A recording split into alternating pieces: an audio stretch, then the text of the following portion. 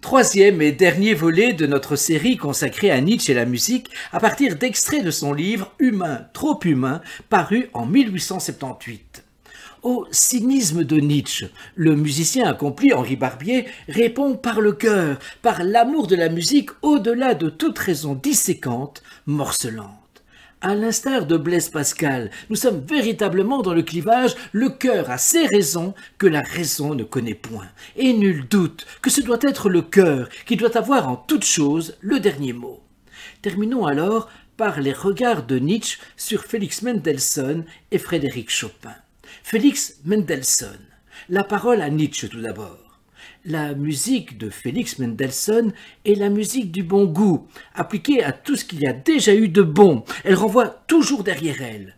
Comment pourrait-elle avoir beaucoup de devant soi, beaucoup d'avenir? Mais a-t-il, lui, voulu en avoir? Il possédait une vertu qui est rare parmi les artistes, celle de la gratitude sans arrière-pensée. Cette vertu aussi renvoie toujours derrière elle. La parole maintenant à Henri Barbier. Je suis peut-être d'accord avec l'idée du bon goût, appliquée à tout ce qu'il y a déjà eu de bon. Mais j'ajoute, génial cependant, malgré cela. Écoutons et laissons-nous aller. Écoutons et laissons-nous aller. Écoutons dès lors, si on en a le temps du moins, l'oratorio Elias dans son intégralité. Mais si l'on ne dispose pas des 2h20 d'écoute, Henri Barbier nous conseille l'extrême fin de la seconde partie, la manifestation de Dieu et la montée au ciel d'Elias, entendez le prophète Élie, à partir du chœur, aber einer Erwacht von Mitternacht.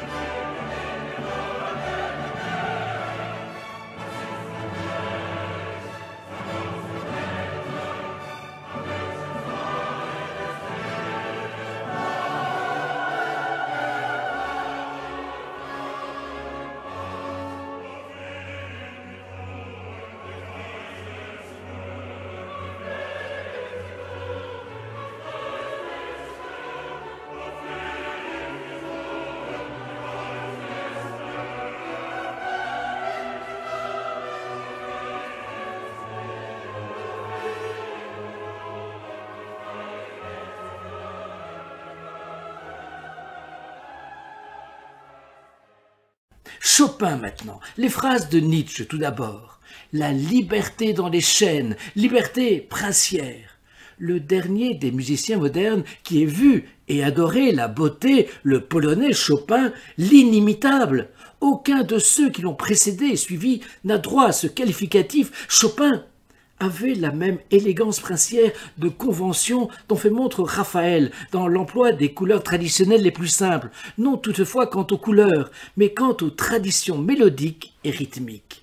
Il les recevait pour être né dans l'étiquette, mais jouant et dansant dans ses chaînes comme l'esprit le plus libre et le plus gracieux, et ce, sans les tourner en dérision. Pour Henri Barbier maintenant. Je partage volontiers son avis, liberté dans les chaînes, liberté princière, mais prince du piano, créateur, inventeur de nouvelles formes et d'une sensibilité qui nous écorche, qui nous déchire et qui nous fait pourtant du bien. N'est-ce pas de la douleur que peut naître le bonheur, la béatitude? J'aimerais enfin reprendre la conclusion d'un mail reçu de M. Henri Barbier. Manifestement, écrit-il, les dires et la pensée de Nietzsche sont emplis de contradictions. Il suffit de reprendre certaines de ces citations. Le monde sans la musique serait une erreur, un calvaire, un exil. La musique rend libre. La musique donne des ailes aux pensées, ou encore, plus on devient musicien, plus on devient philosophe. Pour Henri Barbier, il est donc évident que la musique a structuré la réflexion philosophique de Nietzsche, mais la philosophie n'a pas structuré ses réflexions sur la musique, du moins en tout cas dans ces lignes de « humain, trop humain » que je viens de commenter.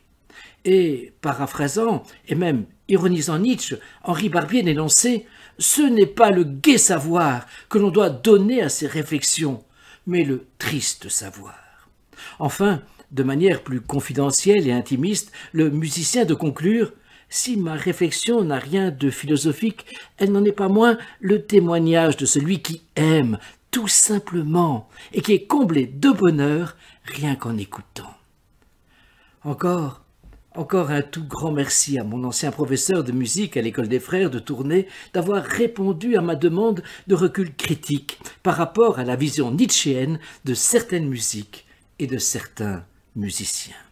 Merci.